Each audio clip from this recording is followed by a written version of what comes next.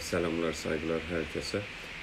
Bugün Sayın Səfəli bəy Hidayətlə Düşünüş programının 3-cü bölümünde olacaq. Söyləşimiz olacaqdır. Bəzi məsələləri danışacaq. Daha çox düşüncə ilə ilgili. Bir saniye.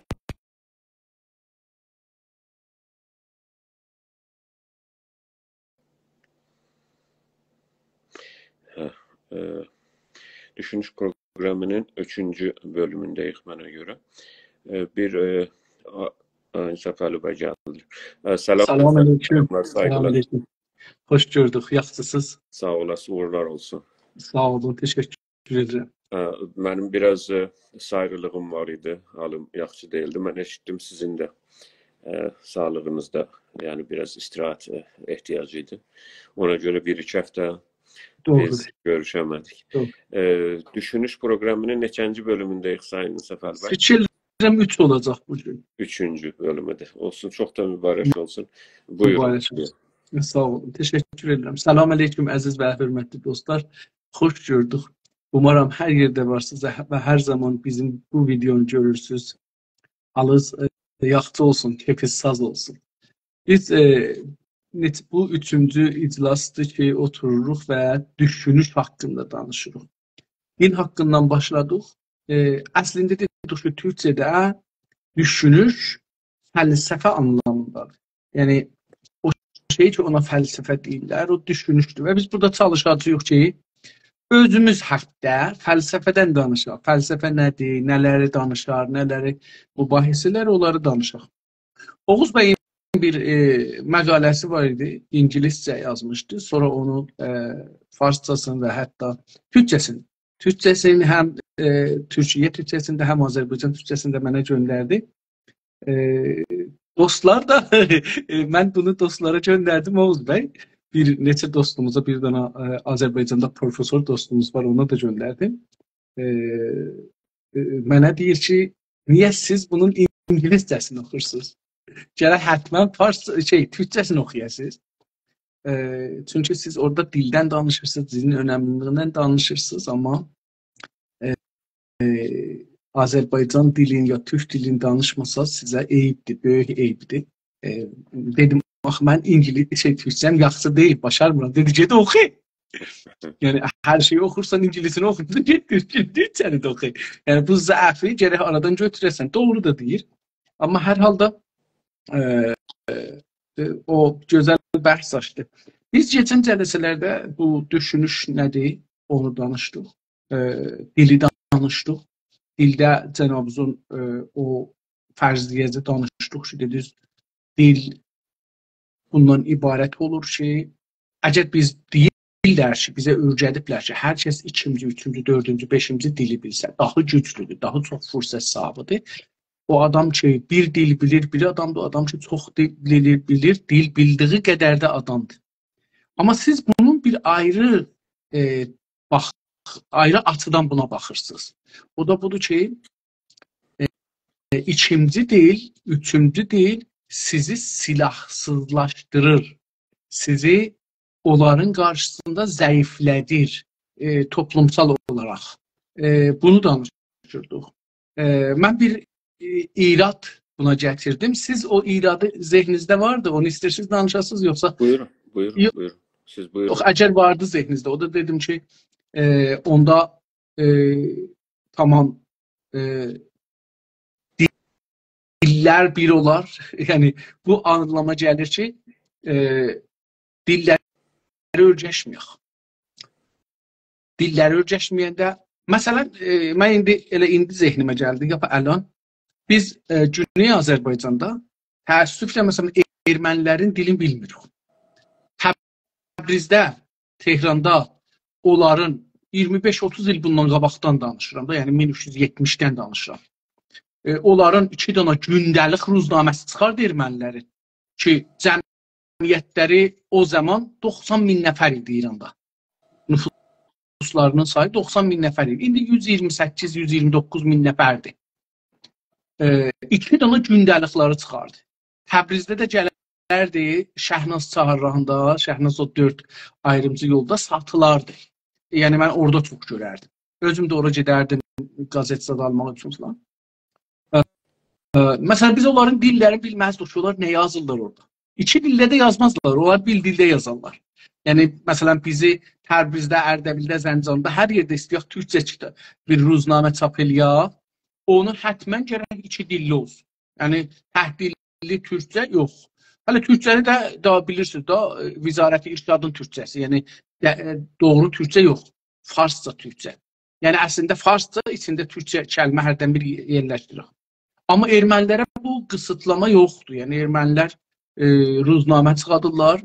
Məsələn, gündə 10 səfə, 15 səfə, 16 səfə əslində və fəqət erməni dilində. Və biz bunu oxuya bilmirik. Yəni, bilmirik. Bizim həm şəhərimizdə vardılar, həm qonşumuzdular, amma onların dilini bilmirik. Kürdlərdə də bu zəfimiz var. Kürdlərin də dilində nəinki Batı Azərbaycanda bəlkə bilənlər olar, demirəm olmaz. Az olar. Amma məsələn, nə deyərlər, yazarlarımızın içində, düşünürlərimizin içində bu ki, qonşu ölkələrdə nə yazılır, nə deyilir, çox xəbərimiz olmur. Siz indi bunu necə görürsünüz? Yəni, bir bu cəhətdən baxa bilirik dilə ki, ikinci dil bizi o birisi dilin qabağında, öyrəşimizin dilin qabağında xəl istilah edir, bizi onlara yaxınlaşdırır, biz onlara daha səmpat baxırıq və müsəlləh, yəni onların qabağında silahsız oluruq və təslimə hazır oluruq. Yəni çox zehnimiz hazırdır ki, onlarla. Bir də bu vardır ki, dillərin bilirik, hədəflərini də bilirik, amaclarını da bilirik və eləyə bilirik ki, hazırlayaq. Buradan da tarixdə bizim dədə-babalarımız Osmanlı dövründən qabaqda, yəni kollən, dil biliblər və o dil bilmək əsasında eləyə biliblər ki, gedələr məsələn, öz torpaqlarını geri alalar. Necə düşünürsünüz bunu? Siz yenə elə həman teorinin üstündəsiniz ki, ikinci dil bizi zəif elər? Çox sağ olun. Birinci ki, mən yəni yazım farsça tərcümə olunmayıbdır. Əgər onu hər kəs eləsə, təbii ki, o da elə yaxçılarda bəzi olar ki, farsça oxuya bilirlər, onu da oxuya bilərlər. Bir Türkiyə türkçəsinə tərcümə olunubdur, bir də Azərbaycan türkçəsinə. Ki, yəni tərcüməsi də mənim belə %100 bəyəndiyim deyil. Təbii kəlmələr yenə də düzənləmək, aparmaq olar. O bir. İkinci bu ki, silahsızlaşdırma, mən sözünü işlətməmişəm. Mən savunma sızlaşdırma işlətmişəm. O iki dənə ayrı məbhəsdir. Çünki geçən dəfə də yadıma gəlir, bəlkə ikinci bölümdə danışdıq. Dedik ki, bir orqanizmin, yəni bir diriliyin, bir heyvanın ki, insandana daxildə ən böyük bədən orqanı onun dərisidir. Yəni, onu mühafizət eləyəndir. Onu hər şeydən mühafizət edir. Yəni, sizin dəriniz olmasa həmən-həmən, yəni siz ölərsiniz bir süre sonra. Yəni, o dəri ən böyük orqandır.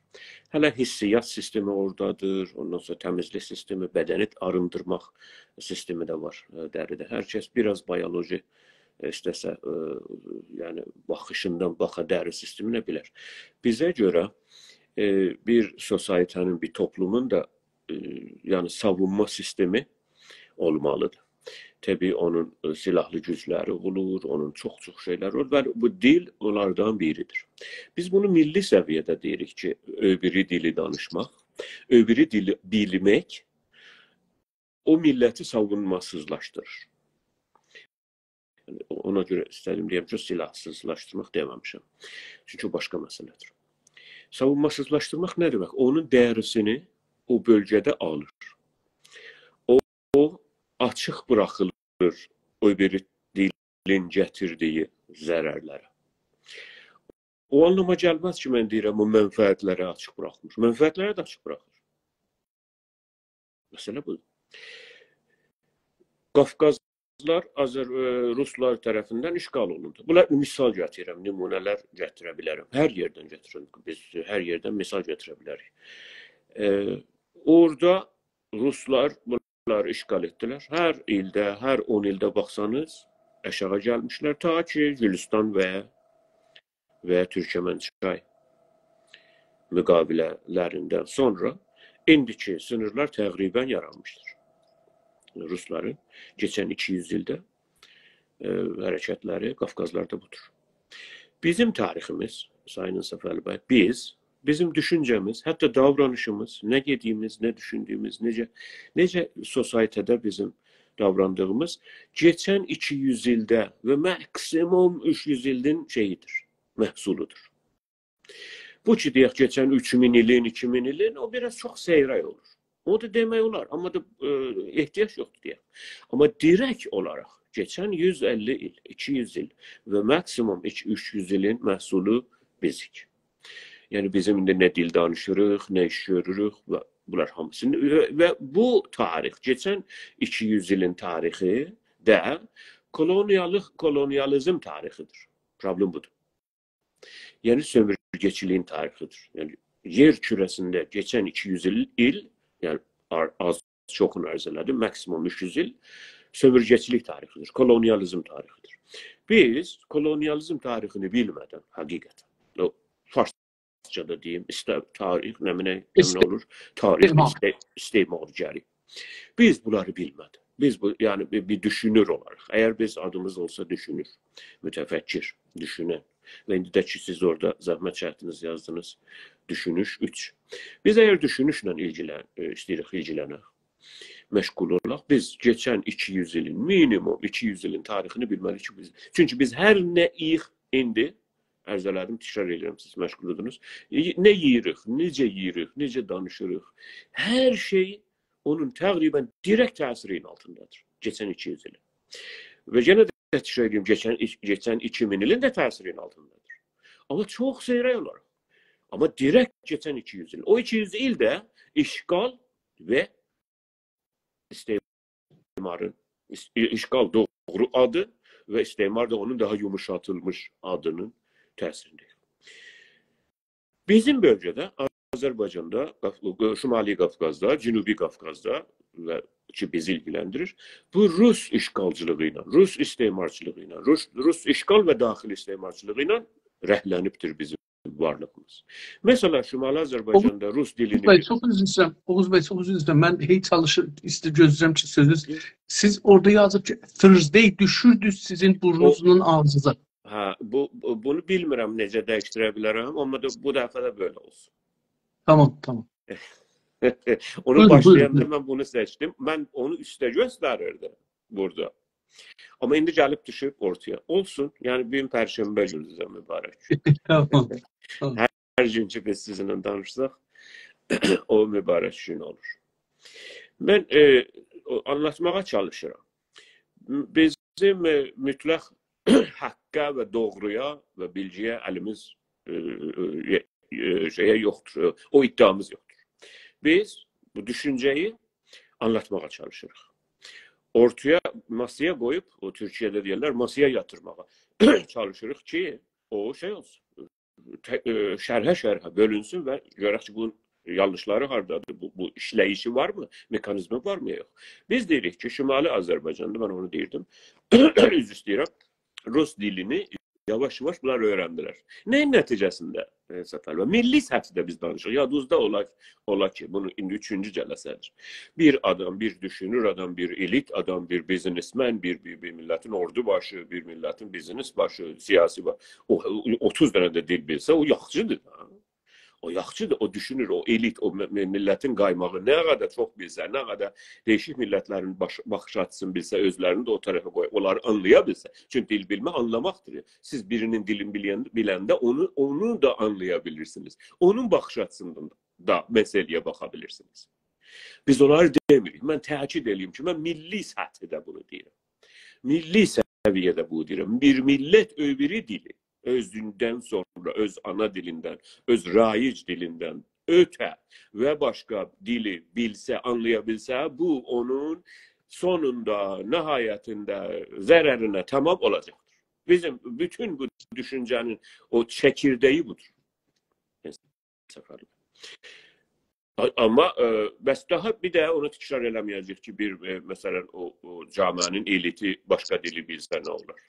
Siz bilirsiniz ki, mesela Şimali Azerbaycan'da ki o zaman elə bu konsept yarandı.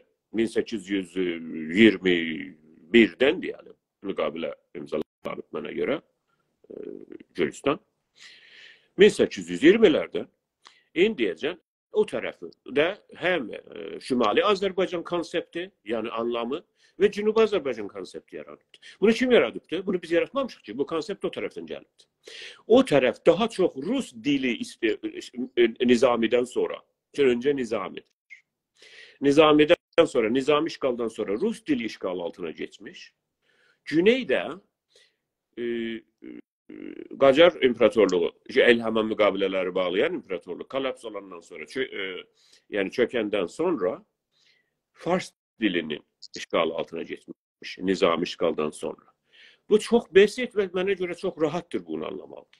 Ne demək? Görürsünüz ki, nə qədər Şimali Azərbaycanda Rusca bilən var, hətta elitin özündən gəlir, sızır millətin içine. Onlar daha Rus kimi düşünürlər. Və bunun yaxçılıqları da var, yaxçı şeyləri də. Yəni o şeylər ki, sonunda mənfəəti də olmuş. Bəzi teknoloji olsun, gəlişmə olsun, bəzi biraz daha geniş düşüncə olsun dünyada. Daha şəhərciliklə ilgili, daha mədəniyyətlə ilgili təbii ki, Ruslardan bizə gəlmiş, Azərbaycana mənfəəti olan bir konseptlər olmuş, bir məsələlər olmuş. Bunu danmaq olmaz. Doğru deyil ki, biz deyək ki, yalnız Ruslardan zərər gəlmiş. Ancaq bu sistematik olandan sonra biz bunu qəbul etmirik. Hər halükarda qəbul etmirik. Sistematik nə demək? Yəni işğal olunandan sonra, nizami işğaldan sonra, 150 il nizami işğaldan sonra təbii bunun ekonomik işğalı vardır. Ki, bilirsin Azərbaycanı resmen sömürmüşlər o 150 ildə. İlla da ki, Sovyet zamanı. Və bunun nizami işğaldan sonra iqtisadi işğalı var və ondan sonra dil. Şimali Azərbaycanlıları hali hazırda da 30 neçə il istiqlaldan geçəndən sonra da oradakı elit tam Rusça düşünür. Rus kimin baxır məsələlərə. Nizami elit də belədir, iqtisadi elit də belədir. Bu demirik ki, yaxçıdır və ya pisdir. Biz yalnız istəyirik ki, sonunda əgər millət, eliti ərz eləmirəm ki, elitdən də gəlir sızır millətə. Millət başqa dilə aşina olsa və onu anlaya bilsə, onu zərərlədir. Çox da rahat dedik, əgər bir millətin %20'si öbürü dilə aşina olsa, onu anlaya bilsə, onu oxuya bilsə, onun qazetlərini oxuyacaqdır, onun radiosunu dinləyə biləcək, onun sosial mediasına baxa biləcəkdir, onun xəbərlərini, onun televizyonunu və hər o bilgilər ki, o tərəfdən gəlir. Bu bilgilər onu zəhərləyəcəkdir. Və yarın lazım olsa ki, bu milləti səfərbər eləyəsən o millətə qarşı, öbürü millətə qarşı. Sən bunu eləyə bilməzsən. Çünki sən %20 çürüyübdür. Buyurun. İndi bu misalları vurduq, qeydaq İrana görə. Yəni bu misalı İranda işlədək. Bu İran adlanan yerdə türklər var. Və bunlar öz dillərini oxuya bilmirlər. Yəni öz dillərini bilmirlər. Əslində beləsi deyək. Yəni vaqiət budur ki, mən İnsaf Əli Hidayət 59 yaşında yüksək səviyyədə təhsil almış bir adam. 2-3 dili başaran bir adam. Amma öz ana dilimi başarmıram. Yəni savadsızam ana dilimdə. Orada indi bu misalı istəsək, açıqlasaq nə cür olar? Yəni sizin misalınız məncə məsələn fərzən Amerikalı ya bir dənə Almanlı 2-3 dil bilməsi ilə deyil ya. Onların millətlərinin məsələn %50'si ayrı dil bilməklə deyil. Çox bizim durumumuza gələn bir durumdur. Yəni işğal olan bir məmləkətdə belə bir vəziyyət hakim. Bunu necə görürsünüz? Yəni Azərbaycanda bizim öz durumumuz. Sizinlə en azından yani belki ben anımsasam, doğru anımsasam 1 il, 2 il önce de bu kolonyal tarixinin barəsində danışırdıq. M.S. Əzərin barəsində danışırdıq. Albert Memmi'nin barəsində danışırdıq. Siz onun hətta mənə görə Albert Memmi'nin bir kitabını edirdiniz. Pillar of Salt adında bir kitabı var. Duzdan heykel. Həzrəti Lutun xanımısına işarədir ki, orada Lut kəndindən və ya sonra yani Tevrat'ta Sodom and Gomorra deyirlər. Oradan çıxanda ona demişdi dönüb baxmayasın, o da dönüb baxmış və duz olmuş. O hekayə. Hər kəs istəsə baxa bilər. Ancaq onu ona görə yazmış və özü də ki bir Yəhudidir. Albert Memmi. Oradan çıxandan sonra Fransada necə dönür, baxır ölkəsinə. Və o təqribən hər zaman özünü marginalize gördü, hər zaman özünü kənarda gördü. Biz məcburuq nümunələr alaq. Nümunələri Suet millətinin yəni normal millətin xiyabanda gedəndə siz bazarda o yanda bu yanda İngilizcə bilməsinlə müqayisə etməyəcəksiniz məsələn. Mən Suetdə dəfələrcə orada olmuşam. Geçən ayda oradaydım. Elə Suetcə bilmirəm mən. Mən İngilizcə bilirəm. İngilizcə heç mənim orada çətinliyim olmadı heç yerdə. Və danışırdılar. Yəni xiyabanda, qatarda, nə bilim, maşında, hər yerdə. Bu, o deyil bu məsələ. Məsələ işğalınla. Ona biraz öncə sözü necə qoyduq bu günlərimə? Bizim tariximiz, biz geçən 200 ili onu şəkilləndiribdi, biçimləndiribdi. Elə Suedin də, amma Sued o tərəfdə olubdu, o tərəfdə olubdu Ensaf Ali bəy. Kolonizer olubdu.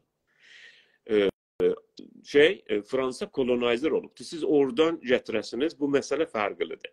Bir də ki, bu kolonize olunandan sonra, işğal olunandan sonra iki dənə cibhə yaranır. Biri kolonize eləyən, istismar eləyən, biri istismar olan. Biri işğal edən, biri işğal olan. Biri hakim millət, biri məhkum millət. O Antonio Gramsci, bunu çox adam tanımaz, çox adam da sevməzlər çünki bətərdən komünistdir İtalyanı. O bunları çox rahat açmış, anlatmış. Çox qısa olaraq. Evet, hamı bunu anlatmış. Bütün antikolonyal və illa sol kəsimdə bunu anlatmışlar. İki dənə təbəqə yaranır, iki dənə qrup yaranır. İşğal edən, açıqca, işğal olunan hakim millət, bax buraya indi diqqət çəkirəm, bunları hamısı kəlmələri hesablı olaraq ərz edirəm. Hakim dil, hakim məhkum dil. Hakim millət, hakim məhkum millət. Bunu bizi çox dayandırardılar çox yerlərdə biz danışanda. İllər öncə, inanın ki, belə 20 il öncə, 30 il öncə bizə deyərdilər ki, öyle demeyin. Millətlərin arasında mənim özümə nə qədər intiqadlar və nə qədər məni əzməyə çalışıblar. Mən bu söz deyəndə ki, bizim məsələ Güney Azərbaycanda Azərbaycan milləti ilə, Azərbaycan konsepti ilə İran konsepti arasındadır. İki dənə söyləm burada bir-birini yox etməyə çalışır açıqca. İki millət bir-birini yox etməyə çalışır. Yəni, indi görünmürsünüz. Siz bir dənə gülə bir ağaca baxanda onu görmürsünüz necə böyüyür və ya necə ölür. Amma siz ona biraz dürbün qoysanız, onu o dürbünün zamanlı dürbünlər qoyurlar ya, sürətlə işləyir, nədir bilmirəm onu. Onda görərsiniz, məsələn, 10 ilin içində nə olur o ağaca və ya o gülə, məsələn, 10 günün içində nə olur. O necə ölüşcüyür, ölür. Biz də elə baxırıq. Biz həm yaxından baxa bilirik, makro baxa bilirik məsələlər, həm makro baxa bilirik məsələlər. Makro baxanda görürük ki, Fars milləti, rəsmən Türk millətini, illa da ki, Güney Azərbaycanda və İranda bunu əridib, həzm eləyib yemək istəyir. Yəni, 100 il bunu göstərir. Bu anlama gəlməz ki, Fars milləti pisdir. Bu anlama gəlməz ki, Fars milləti çox şeytani bir... Əsla öyle deyil. Elə bu böyle. Bizim də gücümüz olsa biz də onu elərik. Bizim də gücümüz olanda onu etməyə çalışmışıq. Fars millətini arz eləmirəm. Biz zaten Farsçanı biz diriltmişik. Farsça bir dil ona biz getirmişik hatta bölgeye. Çox düşünürlərin düşüncəsi budur. Mən sözü şey etməyim. O tərəfi getməyim. Bir hakim dil var. Bir məhkum dil var. Türk dili Güney Azərbaycanda məhkum dildir. Məhkum dildir. O, siz bilirsiniz, mən bunları təkrar eləməkdə çox da ləzzət almıram. Kətli dilidir. Mən qəşəng də sizə yəni, mənim şəxsi təcrübələrim bunu deyir. Yazılarda budur ki, türkü dili kətli dilidir. Kətli dildir. Yəni, kətli nə demək? Kətli yəni aşağı, səviyyəsiz, şəhər görməmiş, mədəniyyət görməmiş və yəni sistem görməmiş. Şəhərdə daha sistemlər var. Şəhərdə siz su sistemi var, ondan sonra fazilab sistemi var, şəhərdə eğitim sistemi var, öğretim, yəni bunlar sistemlər yaranıb da şəhərdə. Kətdə çox böyle bir şey yoxdur. Bildiniz mi nə deyirəm? Ona görə kətli sözü bizdə bilirsiniz ki, illa da ki bizim oradakı o bataqlıqda mənfi anlamda gəlir, bilirsiniz. Siz bir adam istəsə böyüdəsiz, deməzsiniz, baxın görəncə kətlidir bu. Diyor, kəddini aşağı işledersin. Ve Türk dilini bunu eş anlamlaştırmışlar. Eş anlamlaştırma, yani gətirib mənasını ona. Türk dili kətli dilidir. Ama Farsi dili klaslı dildir. Farsi dili her şeye şeydir, qadirdir. Bak, şeiri var, edebiyatı var. O cevabında o dememişler ki Farsi dili ondan sonra da hiçbir şeye de kadir değil. Felsefesi yoktur. Teknikte hiçbir şeyde derde değmez. Yalnız yaltaklığa ve şeirə filana ki, sənin qəddin böylədir, boyun böylədir, pusun böylədir, burnun böylədir, qaşın öylədir. Ki, bunu elə hər dildə də demək olar. Mən gənə də o bəhslərə aşağı enib bu bəhsləri danışmaq istəmirəm. Onu məhkum dilli insanlar, məhkum dilli millət, o hakimin dilini, illa da hakimin dilini bilməyi millət səviyyəsində. Onun sonunda neynər? Gətirər sizin Sayın Səfəli bəy millətinizin vəzinə salar. Məflük, yox olunmuş. Onun bilgin adamı belə danışanda sizin dediğiniz kimin? O grameri Farsça, cümle düzenleri, tümce düzenleri Farsça. Sonunda bir tane dır, der, geldi, filan onu işlediler. Bu sistematik olanda da gəlir bu cür. Çünkü o gazete okuyanda bizim milli hareketin içinde bakın. Adam görürsünüz, hatta Güney Azerbaycan'ın menfaatini istəyir bir şey yazsın. Farsça yazıbdı. Hatta istəyir mesela Farsça. Bakın görün bunlar bize ne ediblər. Onu Farsça yazır. Niye? Çünkü danıştırsın da istəyirəm çox adam oxusun. Elə yəni xəstəliyi mənə anlatır. Yani o xəstəliyi mənə misal gətirir ki, bu xəstəlik belədir. Yox. Yani düşünün ki, bir adam istəyir ki, heroini tərk eləsin. Ona yavaş-yavaş deyir, mən buna heroin vereyim ki, hələ bu. Çünki birdən kəssəm ölər. Bizə, bilmirəm, bəlkə daha acımasız danışam. Mənə görülməsi daha yaxşıdır. Buyurun. Sağ olun. Oğuz Bey, indi biz felsefeden danışırıq, yəni düşünüş. Düşünüşü indi siz bir yerə gətirdiniz, çıxardınız ki, dostlar ki, azdan çoxdan fəlsəfənin kəlməsini eşidiblər. Deyirlər bəlkə, fəlsəfə, məsələn, əcib şeylərdən danışar. Tarix nədir? İstimar, sümürgə nədir? İşğal nədir? Dil nədir? Hakim dövlət, məhkum millət, hakim millət, məhkum millət, hakim dil, məhkum dil, hakim mədəniyyət, məhkum mədəniyyət, kətli dili, şəhər dili, Fars dili, Türk dili. Bunlar da fəlsəfə olar mı? Deyə indi bizdən soracağımlar olar mı? Sizcə? İndi məsələn, en büyük filozoflar kimlərdir? Bizim İnsanlara gerek biz deyək ki, biz insanlara deyək ki, fəlsəfənin mövzusu nədir? Və yəni fəlsəfə nədən danışır? Ondan sonra gələk bunları danışaq ki, görək fəlsəfə nədən danışır? Mən də inanıram ki, əvvələn fəlsəfə çoxlu bölümə, yəni əski zamanlarda elm kiçik olduğu üçün fəlsəfə də kiçik olardı. Yəni çox geniş bir şey olmazdı konuları. Onun üçün də kitablara baxsaq görürsünüz ki, bir kiçik. Amma indi ki, elm çox sahələrdə inkişaf edibdir. Hər sahədə mədəniyyətlər inkişaf ediblər. Hər sahənin özünə görə bir fəlsəfəsi var. Siz indi bu söhbətlər ki, buyurdunuz, istimar, işğal, dövlət, dil, kətlilik, şəhərlilik və bir dili, kətli dili göstərmək, o birisi dili, şəhər dili göstərmək, bir dilin, bir yaxçılıqların göstərmək, pisliklərin göstərməmək və bir dilin, işğal olan dilin heç tərəfini göstərməmək ki, bunun nə gücləri var, bunlar fəlsəfə mövzusu mudur? Bizim tanıdığımız, belki mən daha tanıdığım dediyəndə daha çox sevdiyim filozofların adını gətirəcəyəm. Mesela əslən yəni şey olarak yok, birinci, ikinci, üçüncü olarak yok. Elə böyləsinə deyirəm. Sartre'dir. Biraz önce adını gətirdim, Albert Memmi'dir. Marx'dır, Gramsci'dir, Nietzsche'dir, ne bileyim Arthur Schopenhauer'dır. Ya. Bunları bir sayabilirim size. Lap belə dilçi filosof Noam Chomsky'dir. Dennettir ki, Allah'ın rəhmətini getdi yaxınlıqda. O da daha çok epistemoloji, bilim bilimi ilə məşğul idi. Fəlsəfə belli fundamental ve temel sorulara cevap aramaktadır. Siyasetin de felsefesi var, mekanizmin de felsefesi var, militarizmin de felsefesi var.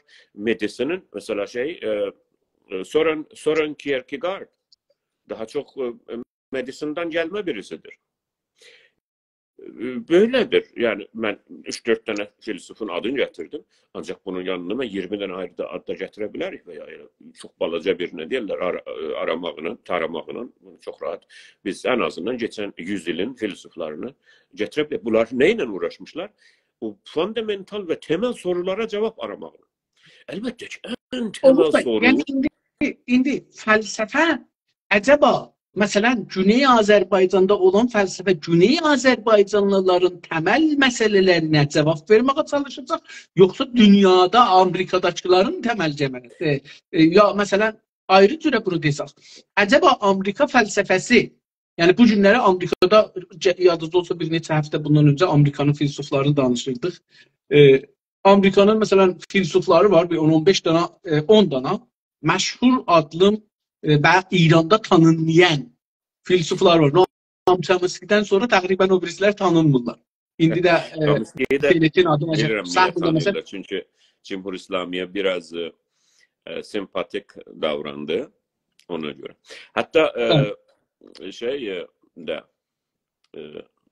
benim çok buyurun siz mi diyelim.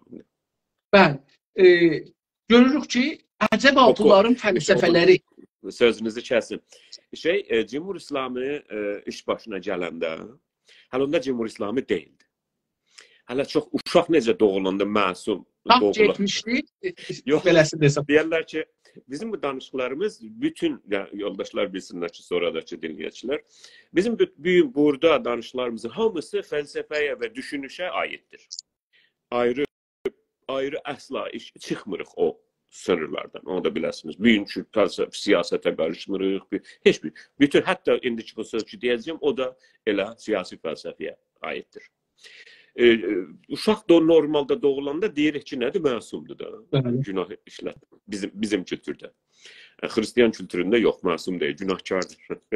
Çünkü o eternal sin, eternal günah ki Həzrəti Adəm işləmiş, o onu daşıyır və o İsa gəlmiş, onu təmizləsin, o İsa'ya inansa oradan qurtulup gedəcək cənnətə. O boş sözlər. Ama bizim dinimizdə orada və kültürdə o məsumdur uşaq. Yani günah daşımır. Çok güzel bir değişiklikdir. Baxın, gene de iki tane ayrı yaklaşım ve iki tane ayrı felsefi dünya. Çok da acı şirin sonuçlara gelir bu iki baxış. Yani siz bir uşağı bilsəz, günahkar doğulanda onu öldürməyə özünüzə haqq verə bilərsiniz Qəzzədə məsələn. Bombaran edə bilərsiniz. Amma əgər bir uşağı İslam baxışında və Türk baxışında günahsız bilsəz və məsum bilsəz, onda onu öldürməyə cəsarət eləməzsiniz. Hristiyanlıqda bəzi sektlər var. Sekt, mən hansı söz ki, onun Türkçəsini doğru işlətməsəm və ya bilməsəm, onu siz elə düşünərsiniz, məni düzəldərsiniz. Sekt yəni çətə, qrup. Hristiyanlıqda bəzi çətələr, qruplar düzəldi və var ki... İnanc qruplarından danışırıq. İnanc qrupları, rəsmən adamları, uşaqları yığıb öldürüblər. Deyiblər ki, buna yaxçıdır ki, burada günah həyatını yaşamasın. Elə direkt geçsin cənnətə. Baxın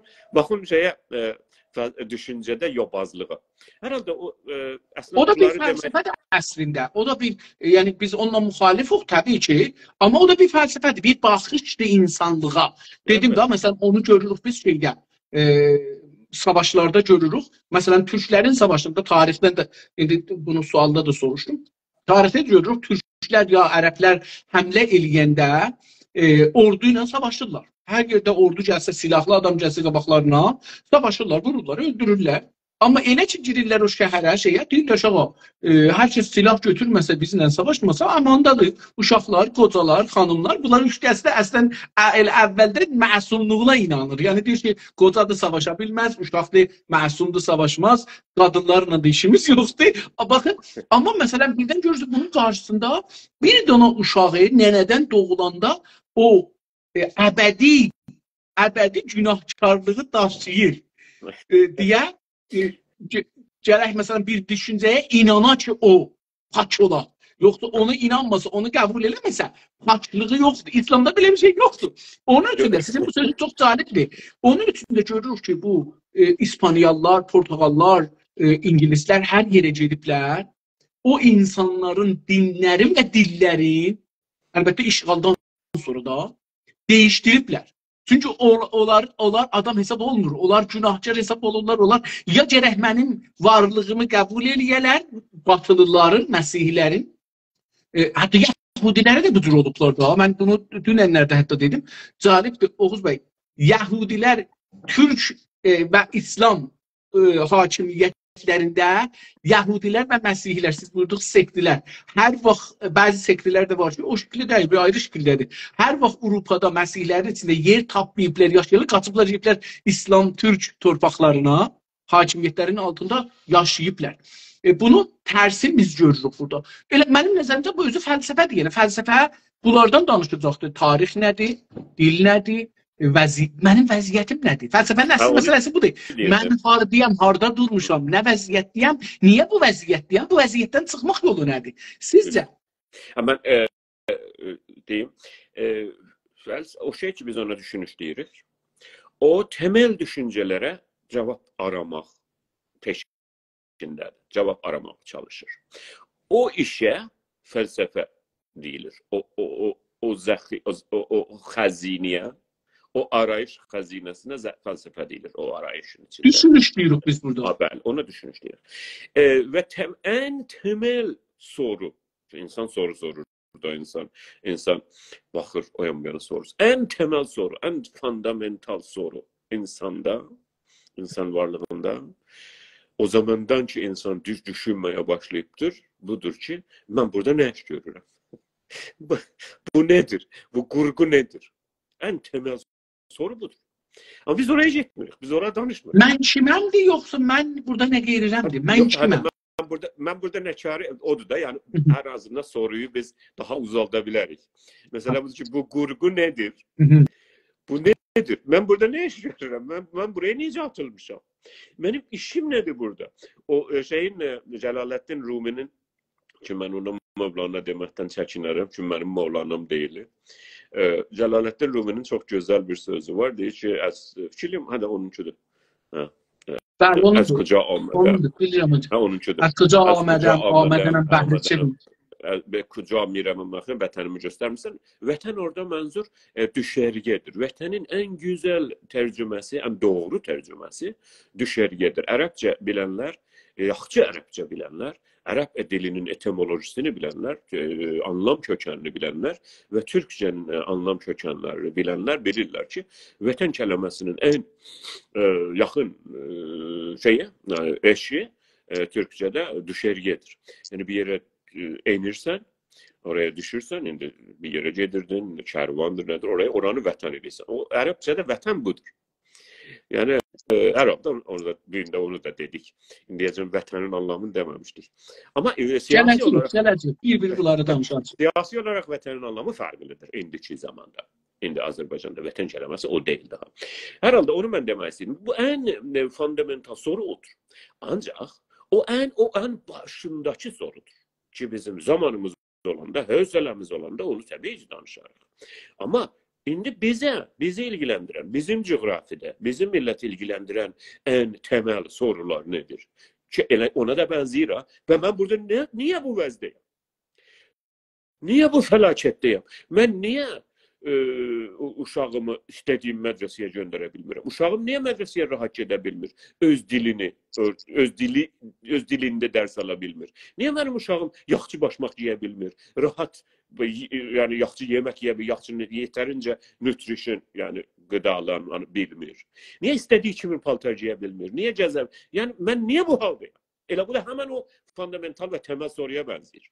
Çünkü bu nedir? Bu benim durumum nedir? Niye ben bu vazdayım? İnsan zaten geçen 10 ili ve ondan da çok bu soruya cevap aramak vəziyyətindən gəlib yetişib buraya. İndi buradan makine indirir Mars'ta veya Mənzumə Şəmsindən çıxmış makineler yaradıb ki oradan dönür, əks alır. Mesela Cassini'ni arz eləyirəm və öbürlərini. Niye? Çünkü biz burada ne yaşıyoruz? Ben niye bu vəzdəyəm burada? İnsan yıldırımdan korkmuş ki bu vəziyyət gelmiş ortaya. İnsan Yani, selden korkmuş. yani bizim indi felsefemiz bu olmalıdır ki, İran dediğimiz yerde Türklerin bugünkü vəziyyətin hem düşünək ki, anlayaq. Məcburumuz anlamaq. Hem anlayaq ki, nə vəziyyətdir yox, hem de bu vəziyyəti değiştirmək ola bilərmi, ola bilməzmi? Hangi tərəfə gedək? Yəni sonucu buradan çıxmaq və buradan getmək. Siz çox gözəl gündəlik yaşama işarə elədiniz. Bu ki, mənim uşağım niyə öz mədrəsəsində, öz dilində dərs oxuya bilmir, niyə yaxçı yeyə bilmir, niyə yaxçı giyinə bilmir. İnsanlar mümkün deyil, bunun nə rəbti var düşünüşə?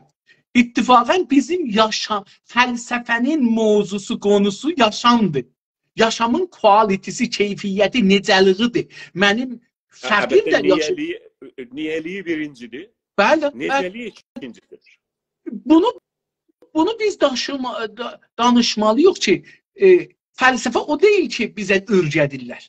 O fəlsəfə onlarındır ki, onlar o stable olublar. Yəni onlar yetişiblər bir yerə.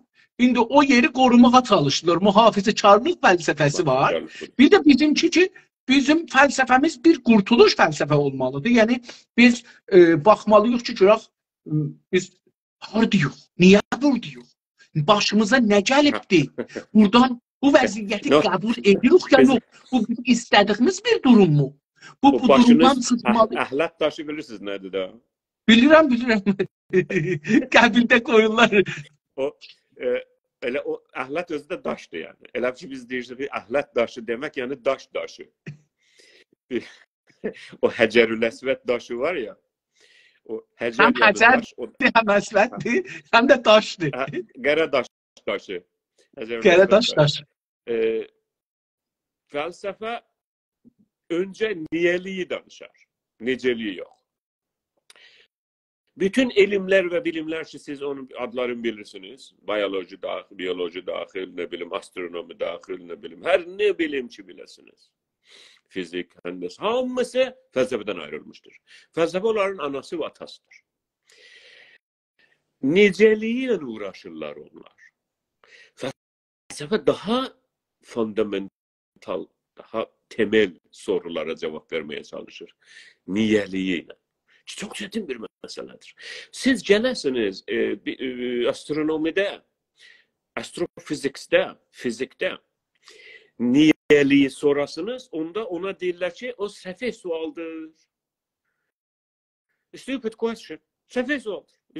Adamın yüzüne deyirlər. Mesela deyirsən ki, ay, bilirsiniz ki, ay burada, ay mesela yerin etrafına dolanır. Niye dolanır? Onda deyirlər ki, o normal sual deyil, o səfeh sualdır. Necə dolanırı can anlatayım sana.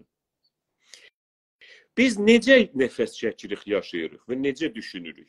Buna elm cavab vermeye çalışır. Ama niye eləməyi onu fəlsəfə ona uğraşır. Onu istedim diyeyim siz için necə dediniz? İstedim onu yoldaşlar bilsinler ki ve siz bilesiniz ki daha çok felsefeden ayrılan bilimler ve elimler necəliğiyle uğraşırlar. Felsefe özünü gene de yukarıda tutup niyeliğiyle meşguldür. O doğru. Ben onu demek istedim ki bir tane uşaq doğulanda biz öyle düşünürük ki məsumdur, öyle bebektir. Ondan sonra böyle hiç günah işlememiş bir şeydir. Cumhur İslami'deki o zamanki iş başına gelirdi. Onda öyle bir uşağa benzirdi, məsum bir uşağa. Ona göre daha çok ziddi istimari, ziddi emperyalizm ve antikolonyal tutum sergiliyordu. sergiləyirdi. Şuarları buydu da, bilirsiniz. Evet, evet. İslam'ın içinden getirmiş bütün hakları savunan, insanları savunan, zayıfları savunan, müstezefleri savunan düşüncelerle iş başına geldi. Bu kelimelerle hamınız aşinasınız. Müstezefler. Müstekbirlere karşı, nizam-ı istikbari cihaniye karşı, kolonyalizme karşı, işgalçılığa karşı, sömürgeciliğe karşı, İran İslam Cumhuriyeti aidiyası böyle iş başına geldi. Onda bebeydi, masumuydu. Ona göre Cemile Hanım bu paşa kimin? İnsanlar. Durdular, teşrif yapardılar hara? Tehran'a. Michel Foucault kimin? Çok büyük. Yani muasir filozoflardan biraz önce dedim. Muasir. En büyüklerinden, en benim çok sevdiklerimden. Yani onun düşüncelerinden istifade elediklerimden biri Michel Foucault. Durdu, teşrif yapardı oraya. Ve bilirsiniz ki Yasir Arafat ki PLO'nun başıydı ve işgalçılığın, istimarçılığın, Batı'nın, imperializmin bölgede karşısında duran onun o yüzü, o personası, onun çehresiydi de Yasir Arafat, bilirsiniz. Bunlar çünkü Cumhur İslamı bebeydi, mehzumudu. Böyle bir başlamıştı. Sonra ne oldu? Sonra hamı bilir ne oldu. O şeye getirirdi. Yani Noam Chomsky'nin Ben ona göre dedim, Noam Chomsky de sempatisi var. Niye? Çünkü Cumhur İslamı'nın öyle bir tutumu var idi. Anti-imperialist, anti-kolonyal, öyle. Ona göre Michel Foucault'un da dedim, çünkü onunla yoldaşıdılar. Onunla 2 tane de münazireleri vardı. Michel Foucault öldü. Fransalı çok güzel filozoflardan birisidir. Onun düşüncelerinden ben istifade eləmişəm ve bir gün danışarım onun barəsində. Herhalde ben bunu ona göre dedim ki biz bunu yani Noam Chomsky'den sonra da Noam Chomsky hamı tanıyor orada ama Michel Foucault çok adam tanımıyor, öbür filozoflar çok adam tanımıyor ve Noam Chomsky düzdür ki dilçiliğin, o modern dilçiliğin temel filozoflarındandır. Ama ondan sonra da biz 20 tane ayrı yeni dille ilgilenen, dille uğraşan filozoflardan şey edebilirik ki, ad getirebilirik ki onun düşüncelerine təsdiqlər gətirmişlər, izafeler gətirmişlər, hətta ona qarşı da. Dönelim hakim dil ve mehkum dile. Bu da elə bu tərəf filozofların düşüncelerindendir. Hakim dili...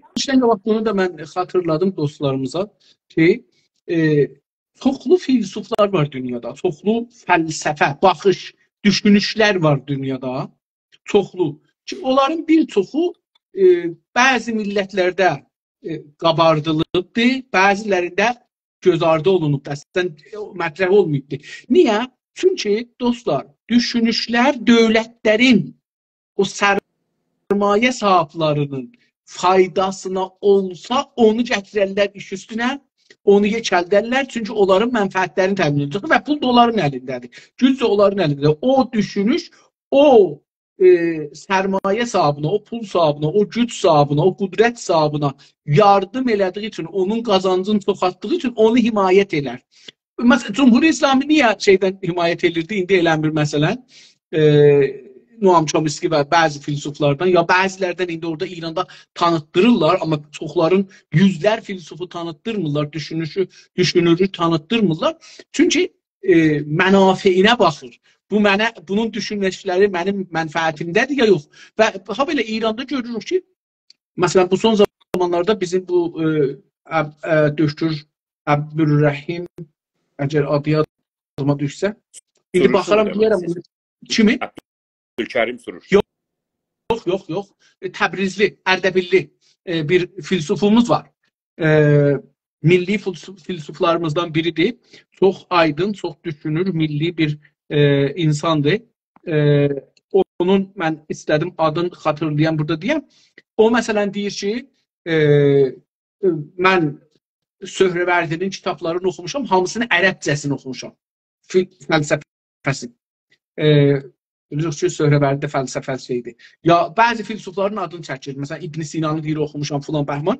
Deyir, bunların tərcüməsində tamamilə ələ aparıblar. Əslən o sözlər ki, bunlar da deyirlər, yoxdur. Onlar məsələn ərəbcəsində yoxdur. Bunlar elə götürüblər özlərindən tərcümə ediblər. İstəyirəm bunu deyəm ki, hakimiyyət əgər bir dana istəyir bir şey çıxa özünə sahiblana, onu özünə bənzədir, sonra sahiblanır. Mən istədim o sizin düşüncənizə fərmayışınızda bunu gətirmişəm. Mən yani o zamanki yeni başladım düşünüş alanına giren, felsefe alanına.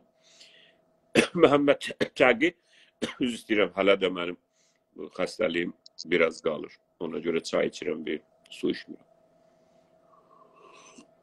Mehmet Tagi Cəfəri kimin adamlar bize filosof olarak tanıttırıldılar. Bəli. Ne bileyim Tabatabai kimin, Ayetullah Tabatabai kimin ve bunlar. Halbuki biz sonra, ve onlara da özü bilirsiniz ki, Allame de değiller. Allame. Biz soralar ki, elbette soralar, bildik ki bunlar Allame ki deyirlər, heç hələ cəhalədirlər və ondan da betər dərindirlər. Cəhlilər. Və biz betərdən bunların düşüncələrinə və fəlsəfələrinə qarşıyıq. Ki, onun da dibində, bilirsiniz, sonra mütəhərrini də, döktür şəriətini də və öbürlərini də gətirdilər, şey etdilər. Və sizin də dediğiniz sözün qüvvətinə ki, bir siyasi və nizami sistem ki, istəyir bir işi eləsin, özünə sonra düşüncələri də gətirir. Hansı düşünürlər? Filosoflar buna yaxın eləyə bilər olsun, onun düşüncəsinə istifadə eləyə bilir, onu gətirər, hətta ölmüş dosta düşüncəsini daha çox yayar və ya diri olsa gətirər, onu böyüdər. O zaman ki 1940'larda Nazilər Alman diş başına gəlirdilər, onlar da bəzi filosofları öz yanlarına almışlar. Martin Heidegger kimi adamları və başqalarını da. Və hətta Nietzsche'nin, Friedrich Wilhelm Nietzsche'nin də o yazıları hiç yazmayıptı o. Onun bacısı sonradan onlar yazıp. Çünkü bacısı Friedrich Nietzsche'nin bacısı o Nietzsche'nin 10 ildən çox yataqdaydı və heç bilmirdi, yani heç bilmirdi ki özü də hardadır. Vəzi çox pis vəzdəydi və şuuru aradan getmişdi. Şuuru yok idi. O bacısı onun yazılarını yığdı ve koydu bir yere ve sonra biz her şeyi oradan tanıyoruz ve çok artılar filanlar da oradan oldu ve dünyada indi çok akademiyada Nietzsche'den danışanda çoxları o əskilər deyirlər ki, onun düşünceleri Nazilər onu işlətdilər, kullandılar. Ama yeni bulgular, yeni belgeler gösterir ki yok, onlar Nietzsche'nin düşüncesi değildi. Nietzsche asla ırkçı değildi. Nietzsche hətta da Alman millətinə çox da intiqadlar olubdu. Və özü də ki, bunları yazıb. Və anti-Yahudi və antisemitik də değildi. Ama bacısı böyle idi və bacısının yazılarından sızmış bu düşünceler ve Alman nazilər də bunu kullanmışlar öbürü filosofların düşüncelerinin yanında. Mən yeni... Əlbəttə onları danışdılar ki, acaba məsələn Hitler zamanında Nietzsche diriydi ve ağlı başındaydı, yoksa o zamanda ağlı başında değildi? Ondan çok öncedir. Ama o şey ki deyirdim, Təbrizli, o Türk filosof Döktür Əbdülğəffari Bədii adı. Bəli, çox gözəl milli düşünür dostlarımızdan, böyüklərimizdən düşüncə sahibi və milli məsələlərə çox önem veren bir şəxsiyyətdir. Bunu mən hətta bu son zamanlarda buna bir təklif verdim Döktür Bədiyə ki, sən gəl, məsələn, Söhrəvərdini bizə sanıtdırıblar ki, İran-ı Bağıstanın şeyidir da, filosofudur, nəzərlərini oradan alıbdır, nə bilim filan bəhman. Gəl ki, bizə bunu açdıqca ərəbcəsi dərsdir. Həftədə 1 saat, 2 saat dərs deyilən canlı olsun, yayılsın, qalsın və orada deyək da ki, gələk oturaq, danışaq, bizlərə də təklif vercinə, gedək oturaq, oxuyaq, görək kim nə qədər dəyişdirib, gələk orada deyək, məsələn, tamam, filan kəs, bir belə bu kitabda əl aparıbdır. İndi ki onu dedik, acaba Oğuz bəy, çoxlu məsələlər gəlir. Biz hələ bütün bəhslərin əvvəlində yox, bəhslərimiz açılmayıb. Mən də hərdən burada yazıram ki, nələri danışacağıq bu bəhslərdə. Hə, sağ olun, sağ olun. Acaba bu iki kitabları, məsələn deyirəm, nümunə üçün, Qacar şahlarının bəzisi, o cümlədə Nasreddin Şah, xatirat yazıbdır. Cəlibdir ki, mən şəxsən bilmirəm ki, farsça yazıb, türkçə yazıb. Yəni, əslin bilmirəm. Deyək ki, farsça yazıbdır. Nədən bu adamın xatirələrinin təsih, tənqih, islah və nəşri verilib bir dana ziddi türk adama ki, Qacarın ziddidir. Əfşara, o Bunyad-ı Əfşar var ha. Mənə münhəssirdir, yəni inhisarı alıbdır. Elə bir şeydir ki, o şey Mirzə Mülküm idi, kimdir, getdi Nasreddin Şah dedi ki, mən latarini ver mənə. Dedi, yox, latarini vermirəm sənə. Tutdu, onun əleyhinə yazdığı yazmağa başladı.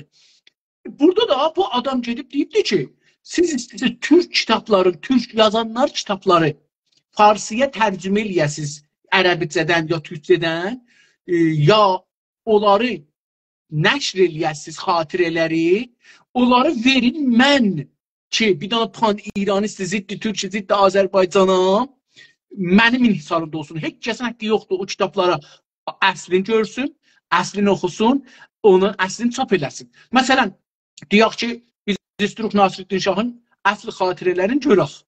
Görək ki, orada məsələn əslən nələr yazıbdır. Bizim səlahiyyət, bizim haqqımız qanuni şəkildə haqqı bizdən alınıbdır. Biz deyəndə kimi deyirsiniz, onlar deyəndə kimi deyirsiniz. Siz hakim millət və məhkum millətdən deyirsiniz. Xeyr, əslən Bunyad-ı Əfşara bunu münhəssir veriblər. Yəni bunların... Hakim millətdən və məhkum millətdən danışırsınız. Əhsən, əhsən. Məhkum millətin böyle bir soru haqqı yoxdur. Yoxdur. İstəyirəm onu... Əcəba, bu da fəlsəfənin bəhsi deyil. İstəyirəm bunu da soruşam ki, əcəba məsələn... Gətirirəm orada. Hə.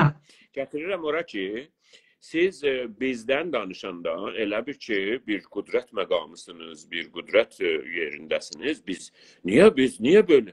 Çünki o hakim millətdir və o hakim millətin elitidir, üstünüdür, qaymağıdır və siz, o biz dediyimiz, olur məhkum millətdir və yoxluğa. Məhkumun da bir vəzifəsi var, bir rol oynaya bilər.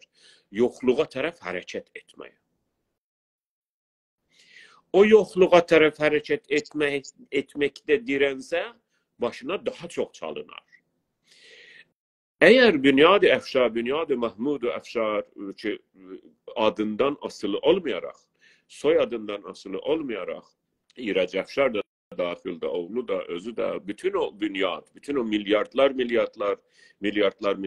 tümənlər ki, ola xəşlənilib ki, Azərbaycanın fəlakətisə, bu da həmən o militari işğalın, nizami işğalın yumuşaq şeyidir. Tamamıdır. Bəli. Yəni çünki bir dənə sərt güc var, bir dənə yumuşaq güc var. Yumuşaq gücün ən böyüyü o bölgədə nəyə verilibdir? Əfşar nedir adı? Dünyadına. Ondan sonra Fərhəngistan-ı Zəban-ı Farsi o gətirir.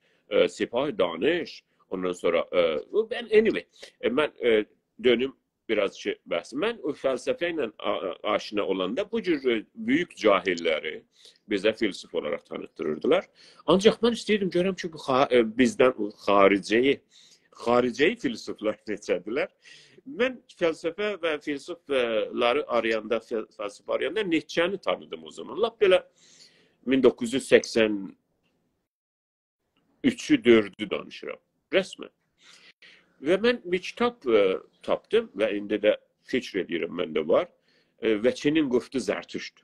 Das, İngilizcəsi Das spoke Zarathustra. Və hələ onunla da bir, onu da oxudum.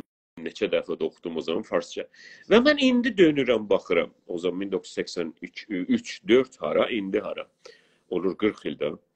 Baxıram, görürəm ki, orada niyə məsələ anti-kolonial filsufların düşüncələri çox yaygın deyildi.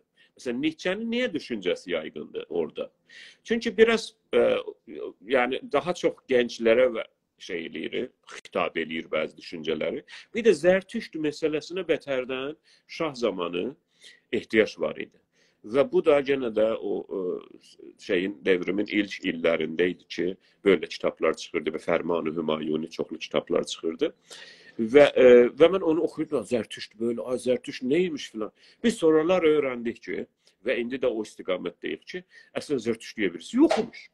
Yalandır. Herhalde onlar danışmıram. Sizin sözünüzə qüvvət ki, o sistem ister ki özüne yandaş filosofları da getirsin, onu özüne çerçeve yaratsın. Çünkü düşünce çerçevesi olmasa sistem çöker. Bir sistem, bir nizam, bir çerçeve, öyle değil, scaffolding, o düşüncenin üzerine kurulur. Ve İran mefkuresi de neyin üzerine kurulur? Hakamenişi üzerine. Zertüşt üzerine. Ondan sonra pasargat üzerine, kuruş üzerine. Değil mi? Yani bu malzemeler bulardı da. Siz ismini bu malzemeleri bir kutuya, bir torbaya atarsınız. Bu kelimelerdir, bu düşünceler, bu konseptlerdir. Ve siz yani cilaya eləyəndə, düşmandan, ben bunu önceden de danışmışım, düşmandan cilaya eləmək resmen ağıldan uzak bir şeydir. Yani ağıl hükm eləyir ki, düşmandan cilaya etmeyeceksin. Ağıl hükm eləyir ki, düşmandan bir şey istemeyeceksin. Düşmandan bir beklentin olmayacaktır. Çünkü o senin yokluğuna kemer bağlamış. Onun işi senin yokluğundur. Sen de cilaya eləyəsən ki, ay bunu niye elədi? Ay benim niye böyle vurdu? Ay beni niye öyle vurdu? Bunun adı zarıldamak ve zırıldamaktır. Niye? Çünkü ama Farsça sorular zari içeriden, Türkçeden gelip ya. Zarıldamaktır bu. Niye? Çünkü ay beni niye böyle? Ay niye benim mesela siz bakarsınız da milletimiz. Ay niye geldi filan mesela qədimi abidemizi elədi parking yeri elədi. Filan yerimizi de müsella elədi mesela. Təbrizdə yerin adı nedir? Erçin. Geçen 2 hafta bundan önce okuyordum. Mısır'da Memluklardan kalmış Osmanlı'nın temir ettiği çok büyük bir mecmuani, çok büyük bir yeri, medreseyi sökürler, dağıdırlar resmen ve parking lot eləyəcəklər. Bunu demək və bunları yaymaq ki, ay baxın görün bunlar neynirlər. Yani bütün mesele burada mezalim anlatmak, zarıldamak ki, ay bakın görün bunlar bize neynirlər. Bu hemen o düşmanın istediğidir. Ki sen bunlarla meşgul olasın. Düşmanla yalnız bir iş görmək olar ve onun önüne çıkmak, onun karşısına çıkmak. Başka bir şey yoktur. Onun dilinde danışmak. Ben bir sözünden sözümü bitireyim. Şimdi 1 saat 5 dakikada 10 dakikada danışırıq. Ben işare edeyim xidmətinizdə ki, ben bunu böldüm günlerimi açıkça. Dedik ki, hakim dil, məhkum dil. Hakim millət, məhkum millət. Hakim devlət, məhkum devlətçi yoxdur da, onu yox eləmiş. Çünki o devleti yox eləyəndən sonra onun milləti olur məhkum millət. O biraz önceki danışığımız ve danışığımızın temelinde ortasında olan öbürü dili bilmek necə sizi zayıflandırar gelirik. O da budur ki onun bu ihtiyacı yoktur İnsafları Bey. O milletin, hakim milletin böyle bir ihtiyaç duymaz. Ki senin dilini öğrensin. Siz ne kadar da özünüzü bu duvara, o duvara vursanız, andaman düşseniz ki, onlar da insandılar, onlar da hiç şey etmeyin. Biraz önce dediniz Ermeniler yalnız o dilde yazardılar. O benim teveccühümü çəkdi. O taraftan baktık gördük ki Farslar, siz bakın indi 1000 ilden çoktur ki, 1000 ile yakındır ki biz Fars dilini bölgeye getirip onu ballandırmışık, büyütmüşük, dil etmişik. Resmen dil etmişik. Resmen çok güzel bir onu o biri dilleri de onun içine katmışık. Ne bileyim Arapça, ne bileyim Türkçe olmuş güzel bir dil. Şimdi Farsça çok da resmileşip orada danışılır. Ama o Farsça danışan ihtiyacı yoktu sen Türkçe danışan. Onun senin merhameti yoktu. O sana merhamet etmez. O cela senin dilinde öğrenir. Ve aynı şeyi özüne uyguluyor. Ki öbürü dili bilmek şeydir. Fazilettir. Daha fezilettir. Daha müsbet şeyi var. Fars milleti Türkçe öğrensin. Geçmez. Türkçe kitapların Türkçe yazmaz. Asla. Ruznamelerin Türkçe çıkartmaz. Ona ihtiyaç bulmaz. Çünkü hakimdir o. Hakim mehkumun dilini, kültürünü falan ihtiyacı yoktu bilsin. Çünkü o istediğine yetişmiş, istediği seni mehkum etmektir. Mehkum menzurum yani hüküm altında saklamak yok. Yok etmektir. Oraya tarafta gelir. Yani zindan sahibi, zindanbanın, zindanının dilini bilmek istemez. O zindanidir ki mecburdu onun dilini öğrensin. O diyende dur. Yat. Ama yavaş yavaş öğrenecek.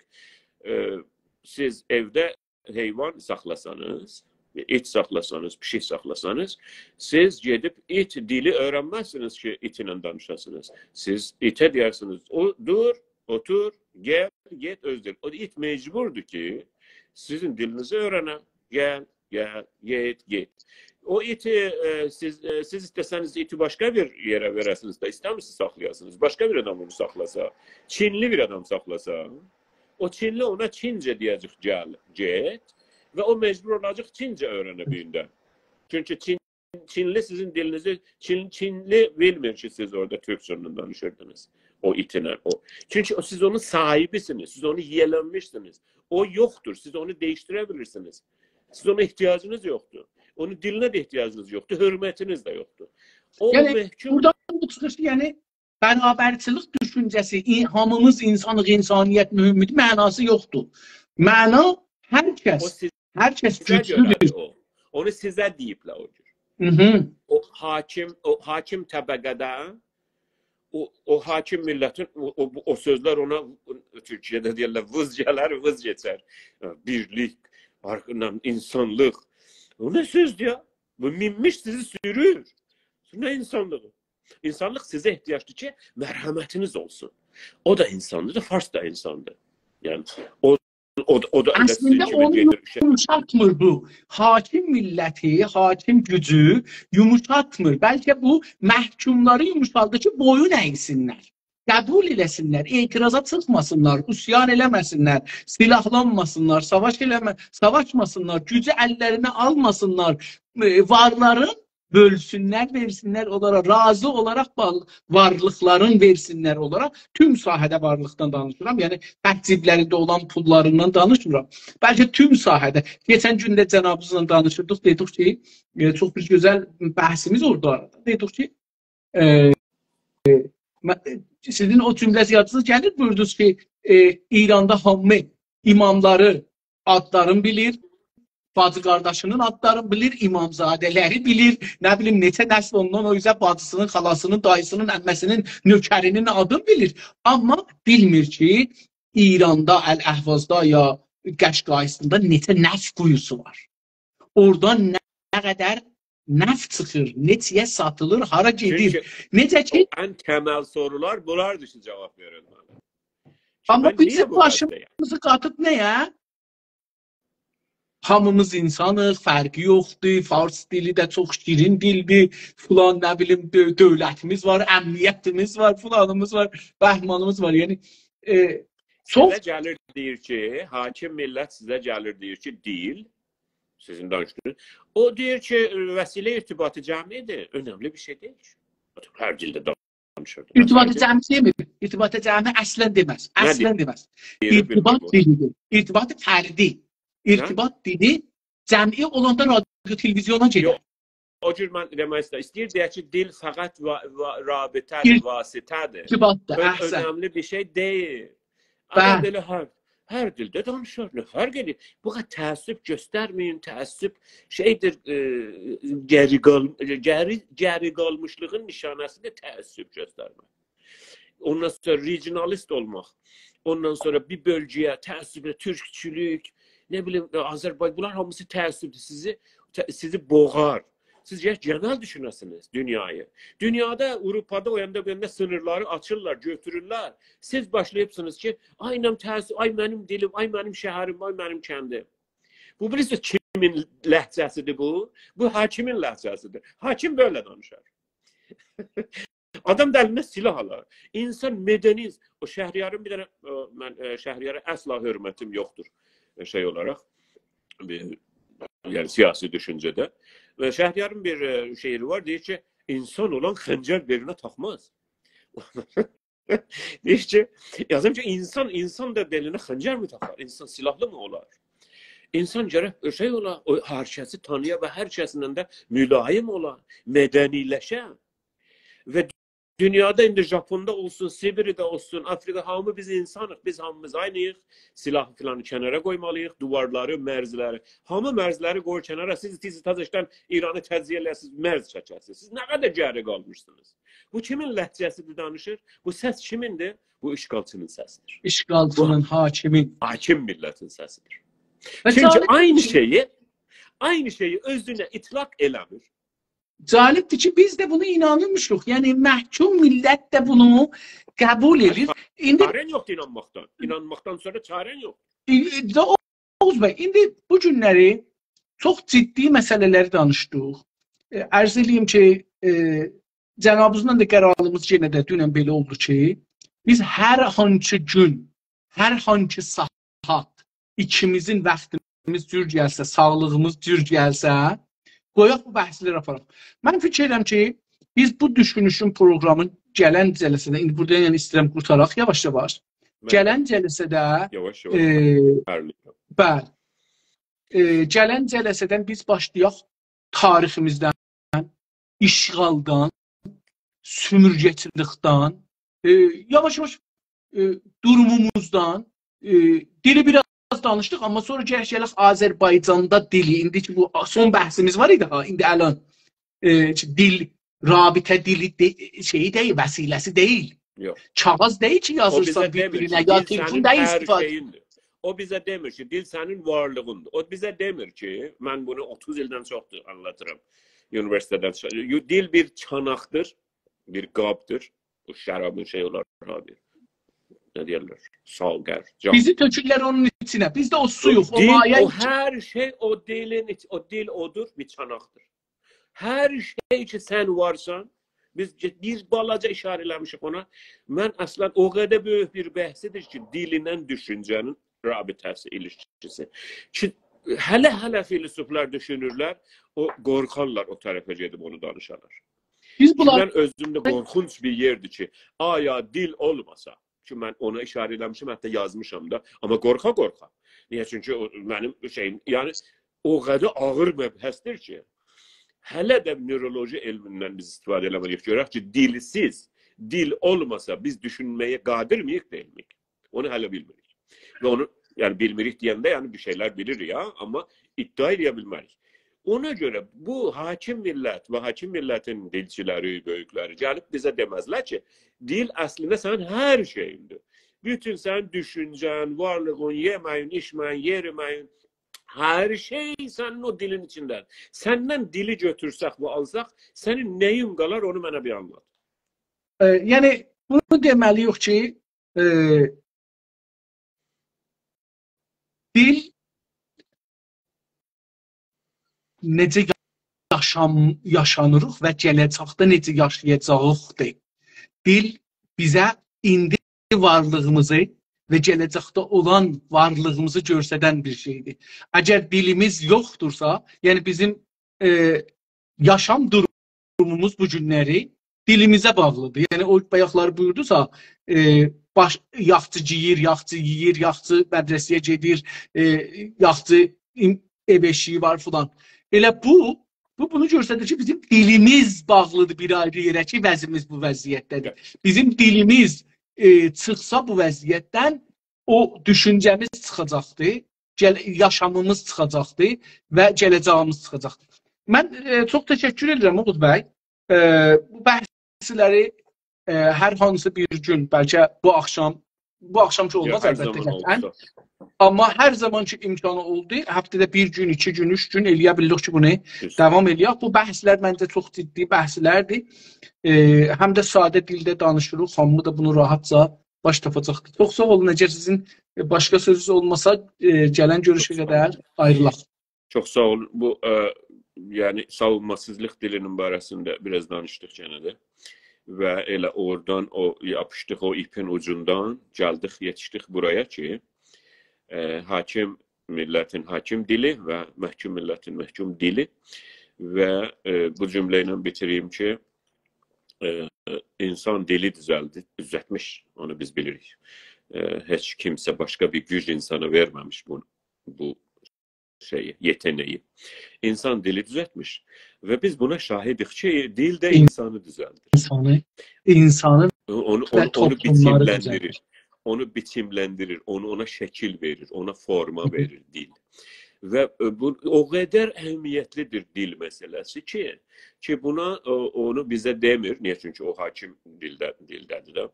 Və ona gətir, məsələ fərqi yox ki, nə siz danışasınız məndən. Dildir də, İngilizcə danışacaq. Düz deyir. O həmin o aşağıdakı səviyyədəki dildir. Ki onu normalda gedirsiniz mesela almağa bazarda. Onu danışır bir adam. Ama bizim danıştığımız, bizim dediğimiz dil başka bir meseledir. Ve bunu devam edecek ve sizin hövsələrinizdən də təşəkkür edirəm. Bir daha görüşmek üzere. Özünüze yaxşı baxın, sağlıqla. Düşünüş programının 3. bölümünü də sona erdirdik. Sağ olun, var olun. Hələlik. Sağ olun.